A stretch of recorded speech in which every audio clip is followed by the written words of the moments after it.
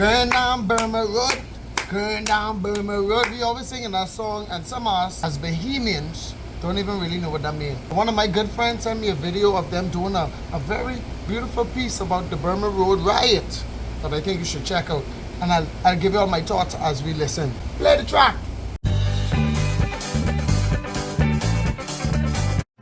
From the pages of Freedom Fight, The March to Independence by Audra Tyne. The background. Hooray! Hooray! There was major construction at hand. To complete the work at the airport sites, local workers were in demand. But their excitement got a blow and anger set in because the Americans working the project were making far more than them. I mean, if I was in the hot sun slaving and making less money than them, I would have been mad too. They labored just as hard. They labored just as long. So a desire for their fair share in pay became their rousing song. Complaints were cast at the labor leaders of the day, who drafted a letter on the workers' concerns about their pay.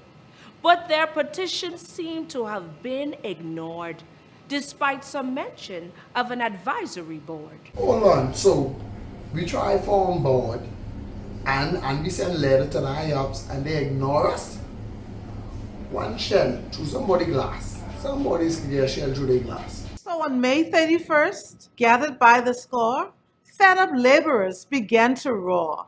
They told executives at the main field that they were men and that their demands were real. Other promises were made, and the men were asked to vacate. Tempers flared, tension grew. A cut above stores high may have added fuel, but with the firing of an officer's rifle, the men scrambled home. Hold on, y'all. They say rifle? There's liquor in our shots? I was going home. I was going to study. I was gone too. Labor leaders were in negotiations, and some felt an ease to the dissatisfaction, but they were greatly mistaken, as the agitated workers were ready to take action. Unplanned, unrehearsed, uncued, armed with sticks and machetes, from the construction site to Bay Street they moved, fearless. Walking tall, they sang, "We'll never let the old flag fall." They continued to sing, and their zeal did grow. Burma Road declared war on the Conky Joe. They sought the authorities' attention once more, but the response angered them like never before.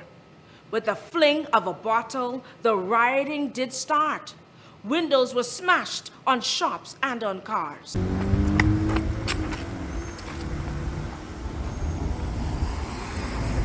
Oh, the looting and plundering were done by the score. There was great ransack to the white-owned stores. Women and children were very involved, taking away items such as perfume and cloth. Alcohol especially was taken in high numbers. And in Grantstown, the men enjoyed their plunder.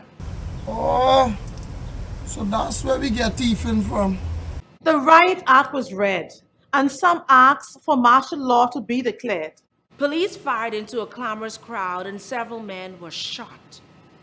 One died later. Another died on the spot. This was serious?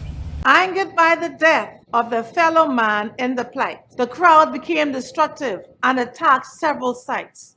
The police station and public library are examples of these. The police returned to the scene right away, and the military curfew was set without delay. Quiet and peace prevailed through the night, but after the curfew ended that morning, there was a familiar sight. The crowd of looters was at it once more. One was even killed by the shopkeeper of a store. There's some big little Bahamian though, I ain't gonna lie. Eventually, the rioting dwindled away, and the Duke guaranteed continued negotiations about their pay. Rioters were punished for their roles in the act. A number received jail sentences, in fact.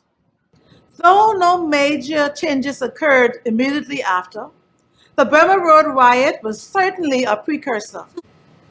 To other events where blacks said, enough, no matter the loss, and stood up for what they thought was right, no matter the cost. As long as our beloved Fort Fincastle rests on that immovable rock in Capital City, parents shall tell their children, and their children shall tell theirs, and theirs about the saga of Burma Road.